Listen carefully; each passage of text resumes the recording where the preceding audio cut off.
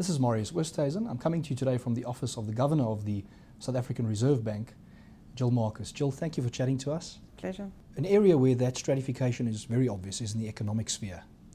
And we do have an ongoing debate in South Africa, very often ideological around the economy, and also the attempt with the National Development Plan at finding a coherent shared vision that says, look, this is where we can go as a country. In your view, with the experiences you've had, where do you see the growth coming from for South Africa to power itself, to create the jobs we need? Other than the Constitution, the National Development Plan is the only document and vision that has been adopted by all parties, by Parliament, by political parties, by the executive. So you do have the basis for it. The question then, no document is fully fledged, if you like. It gives you a frame. Right. The question around the implementation of the National Development Plan is saying, we all agree that education is critical. Now, what resources do we put there? How do we do it? What are the weaknesses in education at the moment? How do we actually ensure that that functions? So in the implementation, you've got to iron out the different perspectives on what we do. But I don't think anyone in South Africa would disagree that the improvement of the education system, the improvement of quality of education from early childhood to completing at university is something that we all agree on. We know that's got to happen. I don't think there's any disagreement. The question becomes, what are your resources? How do you do it? How do teachers function? How do the universities function? Do we have enough? And that's where the dialogue and the debate becomes important to concretize what is possible. What is possible now? What is achievable now? Over what time horizon? Because that's what we all agree we want. Now, how long is that going to take? Depends how we get those foundations working. And part of it is saying, we've got to actually get, what does it mean to do? And then you deal with finite resources. So you've got to have trade-offs. Is it education that we prioritize? Or is it water that we prioritize? And I think on the big questions, I don't think there's any difference on the goal. I think the difference is how to get there.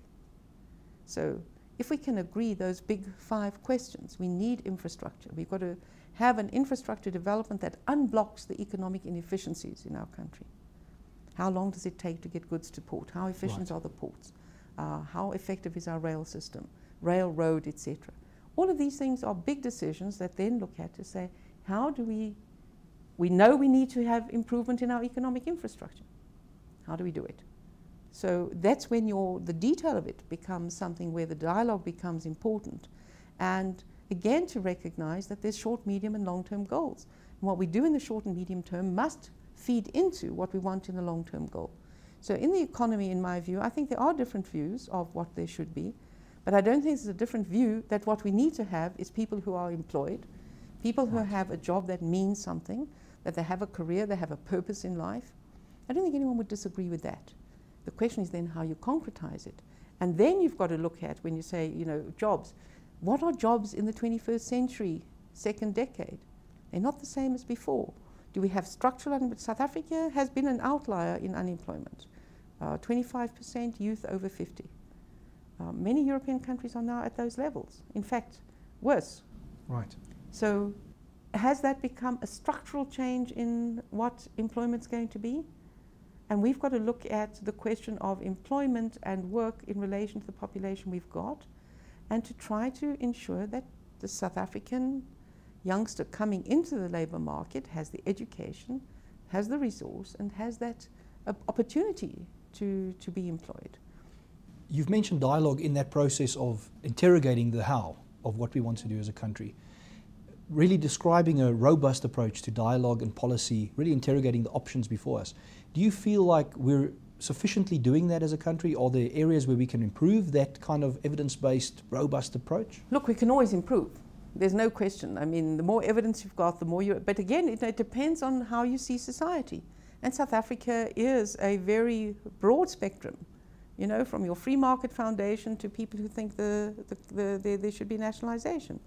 How do you channel that to say what works?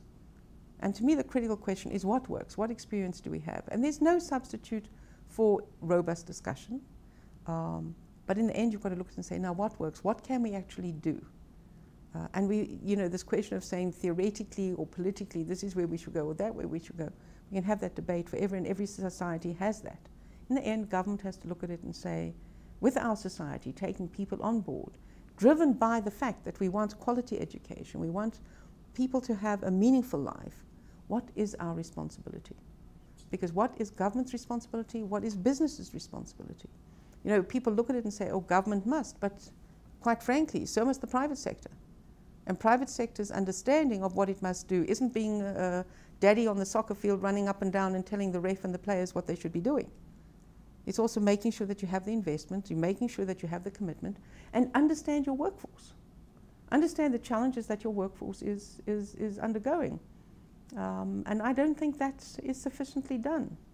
You spent roughly 20 years growing up in South Africa, another 20 in exile, and then came back to South Africa. And done another 25 here. So 25 here, and made a huge contribution.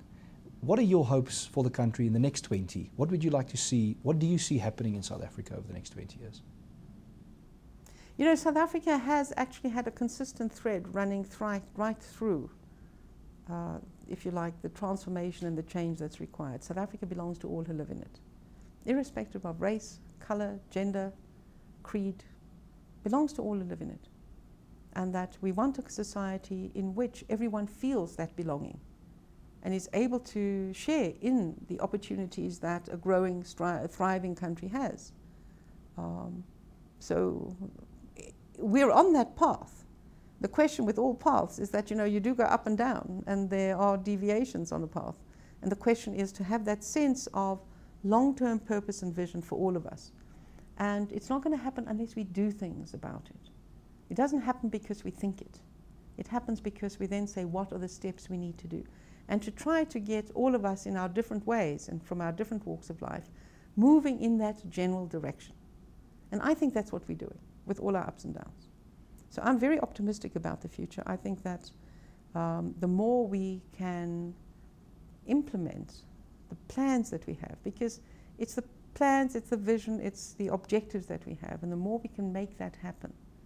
And that isn't a government responsibility or a union responsibility or business. It's all of us. It's a shared responsibility that we have.